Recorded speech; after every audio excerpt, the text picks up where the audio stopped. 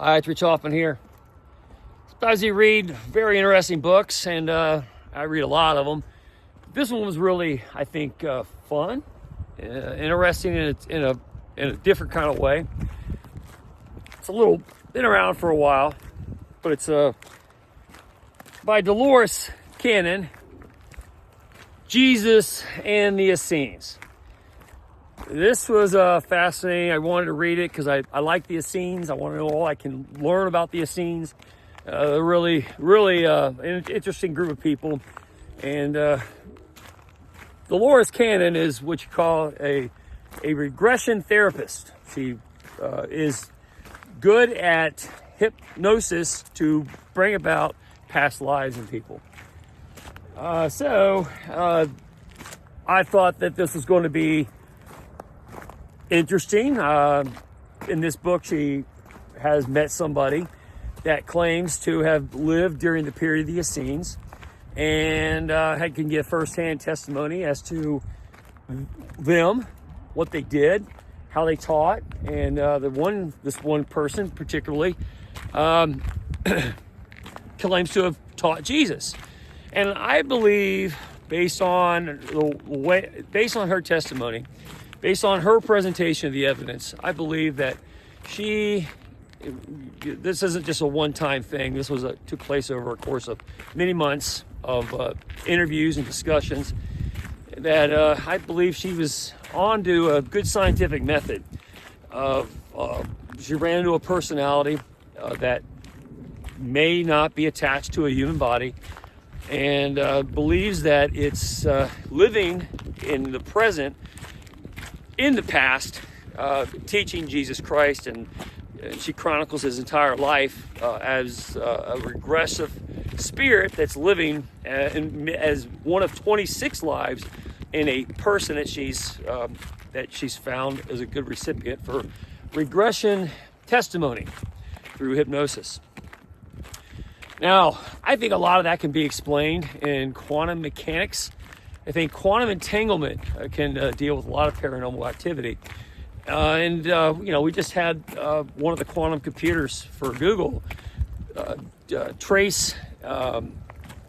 understand that there's likely many universes within our own universe, parallel universes. And some of those universes are very, very, very small. Quantum, much smaller than our current one. I also saw a recent report that there's scientists beginning to think that there was a force that came into our solar system, arranged the planets in such a way that were very organized. And so as we're learning about very small universes and very big universes on a quantum level and quantum entanglement and how they work, there's a lot of science that we need to understand. And life forms that live within those universes and how they intersect with our present reality. So to say something doesn't exist or isn't right or violates our assumptions about the known universe, we're just talking about one universe here. When you start breaking down quantum mechanics, quantum entanglement, you start getting pretty spooky results. It's only spooky if you're comparing it to what you know about present reality. Because those rules might be completely shattered when you start dealing with quantum entanglement. So I read a book like that one by Dolores and say this is hokey pokey nonsense. I think she's chipping away at something that is science fiction waiting to become science fact as we understand quantum entanglement. So she meets this person, Katie, who has 26 different lives, all different periods through history that are all living within her.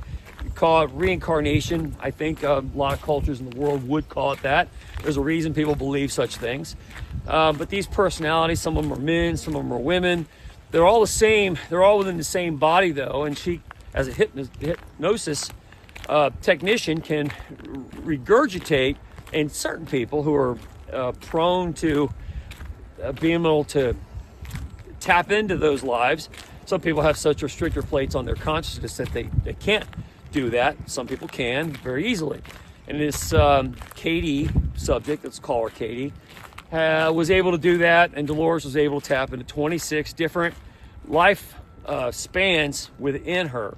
one of which was this guy named Suddi, who lived in the camp in Qumran, totally by accident. She didn't go looking for it, Dolores. Just most of the lives that she interviewed were just normal, everyday people doing everyday lives at different points in history. And she just kept going back and asking, and she met Suddi, this guy living within this woman who she was speaking to in lifetime. And I would say in quantum entanglement that when you have one of those dreams where they're very lucid and you're talking to people and you're having interactions, and then you wake up and you don't really remember most of it. I think for Suddi, in this case of this book, I think Suddi was probably half asleep, or wasn't alive in a body at the time. But yet his consciousness was communicating through quantum entanglement to Dolores, the hypnosis, through these methods, using the body of Katie to carry all this transmission of lifetimes. What is a lifetime, and how do you measure it? That she bumped into this guy, and he happened to have known Jesus, and so she wrote a book about it because it's so extraordinary. She's done this to many hundreds of patients, and not all of them, of course, come out to be biblical characters or have to have known biblical characters. But in this case, Suddi was a teacher at the Qumran library, there where the Dead Sea Scrolls were written. And so it was kind of an interesting take, if it's to be believed. Now, I think Dolores is interested in New Age stuff, and all the global stuff you see from the New Age movement. And I think some of that prejudice comes out when you do hypnosis on people, and your translation is obviously going to have some sort of reflection on your personal belief system, what you want to believe. But I think she addressed it in a way that she was aware that is a possibility. And I think her scientific experiments, much like the CIA has done with the way that they do projection analysis and even input thoughts into people's minds, I think Dolores Cannon is doing the same thing here, talking to this Suddi guy who was a remote teacher of Jesus at the community of Qumran, where they wrote the Dead Sea Scrolls. The group called the Essenes. So I'm always interested in new. I think this is an interesting way to kind of do archaeological exploration or anthropological research.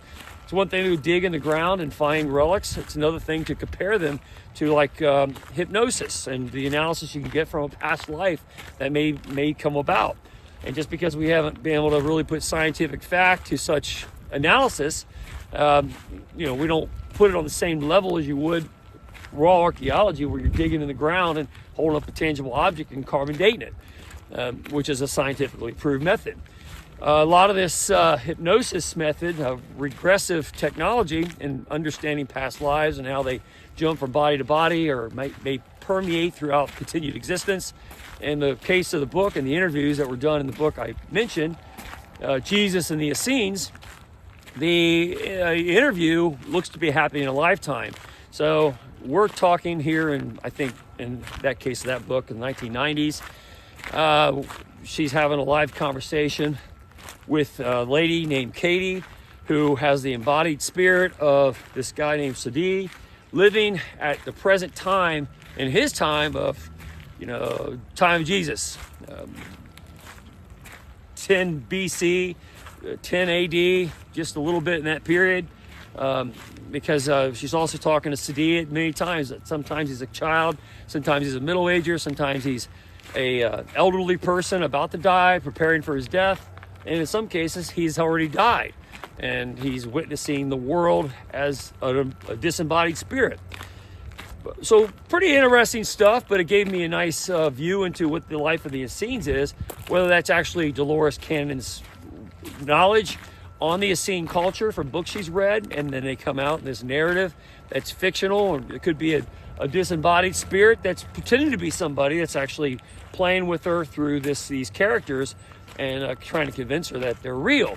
Either way, there's a lot of strangeness going on, but one thing that I thought was very spooky about the book is that the Essenes had this great library, which we've confirmed through archaeology, I have a lot of books that talk about the Qumran Library, and I think the Qumran Library there along the Dead Sea is one of the most mysterious things that's out there. I can put it on par with the Library of Alexandria that was destroyed. What we would know about past history if only we could have retained the documents there. Dead Sea Scrolls preserved there in Qumran are such a miracle because they do confirm a lot of the scripture that has survived. And it's remarkable that they ever did, and we wouldn't have them if not for the Qumran Library. But in the Qumran Library, according to Dolores Cannon, there was a model of the solar system that had 10 planets in it. Because it was supposedly, just like Zechariah Simpson says, there's a 12th planet out there. If you count the sun and the moon as planets, as celestial bodies, that's where you get your 12. And there's the 9 planets plus 1 floating around.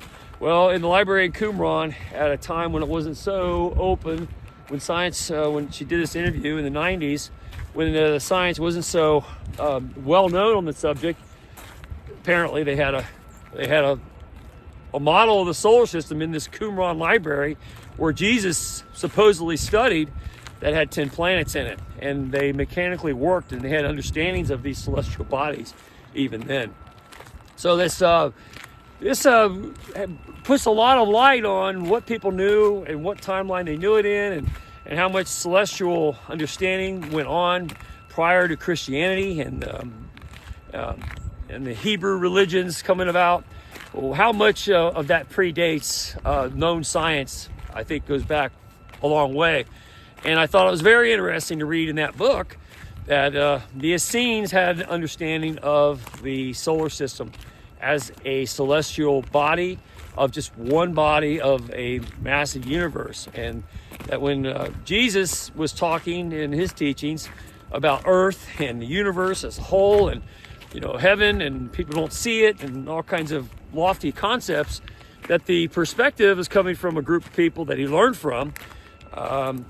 They're outside in a little rebel community just outside Jerusalem, really, 30 some miles away or 40 miles away, whatever it is, outside the Orthodox Jewish faith, whereas these bands of rebels that were studying very eccentric, esoteric understandings of the universe. And this guy named Suddi was one of them, and he was communicating with Dolores Cannon in lifetime, probably through quantum entanglement across thousands of years that were happening as if we were talking right now. And that the information that came forth from those interviews were pretty remarkable. And I wouldn't say something you could put sink roots into as far as understanding scientifically, but I think it's enough to ask the questions for how you can have further scientific validity through quantum understanding as AI and quantum computers allow us to go deeper and deeper into smaller and smaller understandings of universes that coexist with dimensional realities with our own universe, and what those universes do, how the life forms that live within them interact with ours, and what it means to the greater understanding of the meaning of life and what our purpose is, and how that plays into everlasting existence. Very fascinating subjects. But of all that, I found it very interesting that based on archaeological evidence that we know about the Library of Qumran, we know it was big. We know it was 2 stories. We know from the Dead Sea Scrolls that they did important work there that preserved a section of history that would have otherwise been completely lost. And according to Suddi, a disembodied spirit across time and space, speaking in lifetime to Dolores Cannon through a figure named Katie. We learned that they had a library. The library had a model of the solar system with 10 planets in it that actually worked by some centrifugal force system.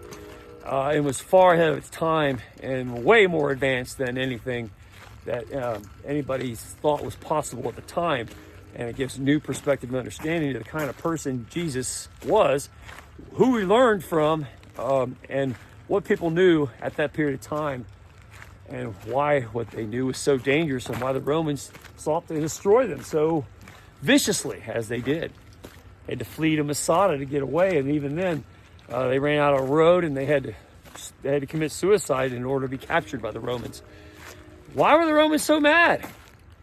Probably what they were studying at the Essene colony there, where the Dead Sea Scrolls were hidden, so that they could be preserved for our eyes in the future, and for us to ask such questions, even if remote viewing is the only way we're going to get the answer. Pretty interesting stuff. Anyway, it's Rich Hoffman here. Share, subscribe, make tomorrow a better day. If you haven't read my book, The Gunfighter's Guide to Business, I think you'll love it. Anyway, there's a lot of mysteries out there in the world, and science is just on the door knocking on it. And once we go inside, we're going to learn a whole lot of great stuff. We're only starting to get a taste of it. Anyway, have a good day. See you later.